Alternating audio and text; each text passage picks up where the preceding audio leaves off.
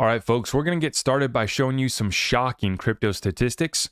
If you're wondering just how early we are, this will confirm much of our speculation about how massive this opportunity is in the digital asset space. But many of your friends, family, and loved ones don't know about this opportunity. So before I get into the full update, I just want to remind everyone, all I ask, it is free to do. Please smash that thumbs up, or if you're a hater and you want to smash the thumbs down, you can do that too.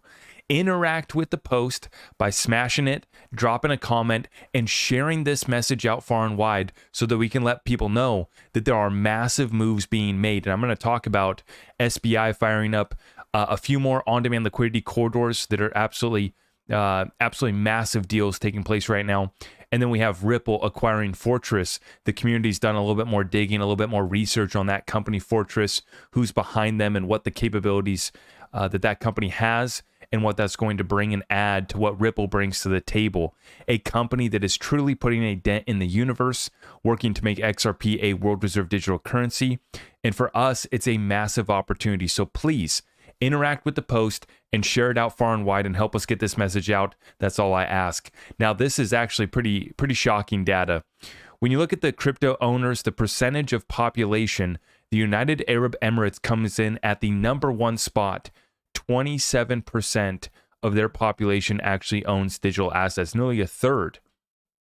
Now, in the United Arab Emirates, there is on-demand liquidity fired up, and I'm going to show you guys SBI just fired up that on-demand liquidity in Vietnam as well, coming in at the number 2 spot with 20% of their population, and then Singapore at the cutting edge of technology coming in at the 3rd spot. 4th is Iran, and then you have the United States coming in right behind them. In the 5th spot, there is the United States at 13% of our population. Now, right behind them is the Philippines. Their on-demand liquidity is fired up over there, and followed up by the Ukraine and many others of these countries that the desire is there, but also the need, right? People are being forced to seek out alternatives. You got countries like Iran, obviously on the sanctions list, and so they've been stacking precious metals. They've been moving in Bitcoin. They've been moving in digital assets to try to avoid sanctions. And what's interesting, though, is that the United States, not only are we behind in regulations and rules of the road, but we're also behind in the percentage of our population that owns digital assets. I'd be interested to see how this compares dollar-wise, right? This is the percentage of the population, but I'd be interested to see, who's holding the most in dollar value, right? And like so many of us, myself included, really, I'm stacking XRP, and the value, the pairing against the US dollar to me is, not as relevant as how much of this can I stack as an alternative to get away from the US dollar, which is the case for many of these countries. And you got countries like Ukraine, where Stellar has dominated in that area, consulting with the Ukrainian bank there and firing up. The ability for folks to actually send funds over there has been massive. You see many of the BRICS nations in this list, and many of these countries well ahead of the West. When you look at this list, what's so shocking to me is that the West is getting left behind by the rest of the world in Asia, over there in the Middle East, United Arab Emirates. You have Iran, and they're just dominating, right? And they're leaning in, and the flip of the switch event is happening. When we take a look at the news that came out this week, SBI expands XRP remittances to Vietnam, Indonesia, and Philippines. Now, Tranglo already fired up the corridors over there with the Philippines, and I believe that there's actually a couple other partners of Ripple that are using on-demand liquidity in the Philippines as well. So Philippines, we already flipped the switch, but Vietnam and Indonesia are two countries there that are new corridors for on-demand liquidity. And if I take it back to the last post, Vietnam is in that number 2 spot with a 5th, 20% of their population owning digital assets, and now they have on-demand liquidity as well. Now, we came across this post from ISO 222, Let's Do It. Andre Casterman, who spent over 20 years at Swift, leading technology innovations in interbank payments, states that XRP and Stellar will have niche roles next to government-backed currencies. So some of the biggest players, some of the biggest hitters in the game, and I actually believe that Andre Casterman is actually at XDC now, but he spent 20 years with Swift, Okay, leading various technology innovations in interbank payments, corporate treasury, and trade finance. And he is also on the, what does he say? He also chairs the FinTech Committee of the International Trade and Forfeiting Association, with a focus on helping banks automate trade finance and helping to establish it as an inevitable or investable asset class through use of data analytics and artificial intelligence. And I tell you what, there's not a better spot for him than at XDC as they look to tokenize digital assets data around trade finance. $19 trillion, it's I think it's actually, what does it say? It's about a $2 or $3 trillion market. It's set to reach $5 trillion by, what is it, 2030? It's even before 2030. It's like 2028. I forget the data. I covered it in my most recent XDC deep dive. But what we have here, folks, is this quote directly from him.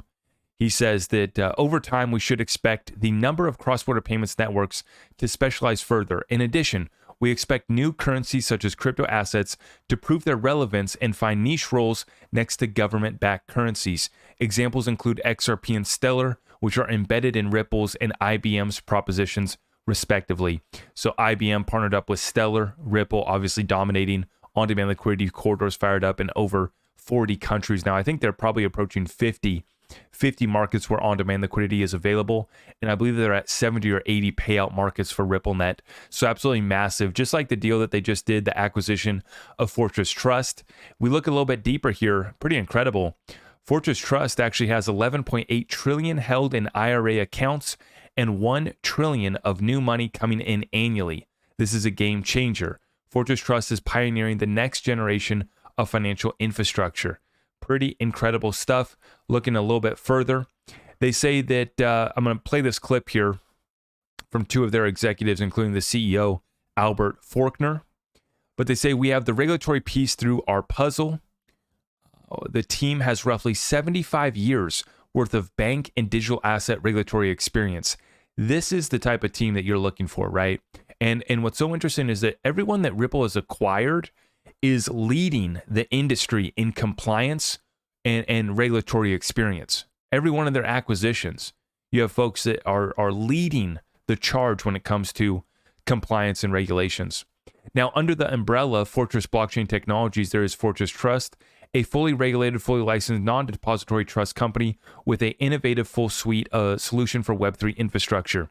Fortress Trust wants to be a leader in that space. A lot of the team has a regulatory background. The CEO, Albert Faulkner, spent as a regulator 25 years as a regulator, 10 years as a state banking regulator, banking commissioner in Wyoming. And that's a very big deal, his relationship there in Wyoming, because he was part of rolling out, I forget the acronym for it, but essentially the digital banks there in Wyoming, or it was the new type of banks that they formed there in Wyoming. And I believe that Ripple already filed for an entity, a banking entity there in Wyoming as well. And the president, Tom Michelena, has deep connections to the bankers' environment. Let's listen in on this clip here of their CEO, and I'm not sure who this other guy is, another executive from the company. Let's listen in on what they have to say. Strategies. All right, so Tom, let's start with you. What's Fortress Trust? So, Judy, Fortress Trust is a fully regulated, okay, so it looks like that would be Tom Michelena right there. You're right. That is the president, Tom Michelena, and then the other guy next to him is CEO Albert Faulkner, who spent 25 years as a regulator and also played a big role in Wyoming in their rollout of the new banking rules. Licensed non-depository trust company. And we're part of a larger ecosystem that we call Fortress Blockchain Technologies. And under our umbrella, we have Fortress Wallet, which is a fully embeddable white labeled wallet. And we have Fortress NFT. So we're able to do your NFT minting. You combine that with Fortress Trust, and we are an innovative, full suite solution for Web3 infrastructure. Yeah, and the idea is this area is developing so rapidly, and we want to be positioned to be a leader in it and not a follower. So it's a heavy lift to have all of those under one umbrella, but yet we think it's worth it because really NFTs, tokenization is, I think, the next evolution of the internet, and we want to be a leader in that space. All right, now, Albert, a lot of your team have a regulatory background. So tell me, how does that impact the way you operate your business? Yeah, so I spent my years as a regulator, 25 years as a state banking regulator. The last 10 as the banking commissioner in Wyoming, which, if you're familiar with that, Wyoming was a leader and tried to be fostering to institutions that wanted to be in the crypto and blockchain space. And so from that, I was able to see the industry, the crypto blockchain industry, evolve rapidly. But part of that evolution requires a compliant manner. You know, the move fast, break things, ask for forgiveness, not permission mentality has shifted a lot in digital assets. And so when I came on at Fortress, I wanted to make sure that I had as much regulatory chops as possible. But I wanted to find team members that understood and know how to balance both innovation and regulation. You can't have one without the other. You either get yourself in trouble or you just freeze and don't get anywhere. and so we're building a team up. I've got some core colleagues with me that we have roughly 75 years worth of bank and digital asset regulatory experience. And I think that will position us to be a leader in this space, give us an advantage. And then another part that's very important is because we have to have some strategic tech thinking, tech forward bank partners, someone like Tom, who's a career banker, coming on and managing those and establishing those relationships is also very important for us. Judy, Fortress has a regulatory body within that nobody else has. We are unmatched in this environment, which is why we bring experts in like Albert and some of his folks that he brought along with him. So we're very blessed. Now, those are the words that I like to hear, unmatched, and that we are a leader in the space. That is music to my ears. Blessed to have the regulatory piece to our puzzle. Yeah, absolutely love to hear unmatched capabilities. And this absolutely do they have the big hitters? Do they have the all-star cast that Ripple has? Not quite, but it is definitely complementary to what Ripple has going on and sufficient to actually get something done. As we always say, right? It's one thing to have some good tech. Are you sitting down at the table with people that matter? Are you acquiring companies that are working on solutions that are big, you know, solving problems that are big? Once again, another massive acquisition by Ripple, and the train has left the station, just like Rosie Rio said, and Ripple cannot be stopped. This is the 2023 for Ripple so far. On January 30th, Montenegro Central Bank partners with Ripple. January through March, Ripple acquires stake in Bitstamp. May, Ripple acquires Mataco. June, Ripple acquires Singapore Payments License. July, Ripple gets a mostly favorable summary judgment. July, Ripple applies to FCA for Crypto UK license. And in September, we have the acquisition of Fortress Trust. Feel free to add anything I missed. And there has been a lot more, but those are the headlines, right? Those are the big deals. And I wanted to add in this part. This is just hilarious to me because as much as the Bitcoin community wants to make it all about them and it's only Bitcoin and this is so revolutionary and nothing else matters, and you know what they have to say about XRP. And I'll show you what they had to say about XRP. And some of these Bitcoin bros are going to be a little bit mad to hear that Ripple just acquired the company that Corey Klippenstein is custodying most of his Bitcoin. Ripple now owns one of two companies where this man custodies his client's BTC. That's right. And this would be Corey Klippenstein. And this is a big time XRP hater. He's a big Bitcoin guy. Corey Klippenstein here. Public service announcement. DM me with a screenshot showing me you've sold your XRP, and I'll give you a year of Swan Premium from Swan Bitcoin for free. Save your friends and family from the Ripple scam. Retweet this. And, yeah.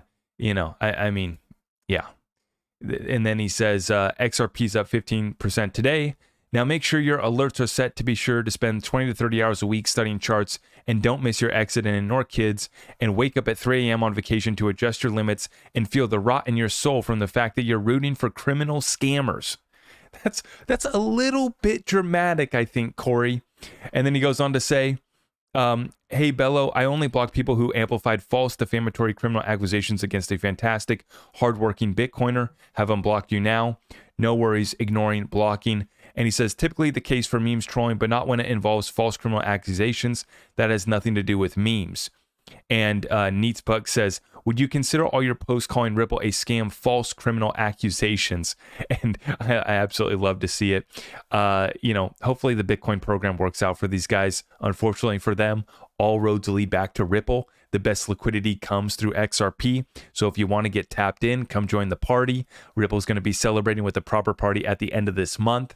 And I hope you guys turn up in New York. It's going to be an incredible month here underway, folks. We're watching all the events, a big week for cryptocurrencies, digital assets. But I want to reiterate the point. Okay. They're setting us up. They have us in a moment in time here where we're finishing up a bear market.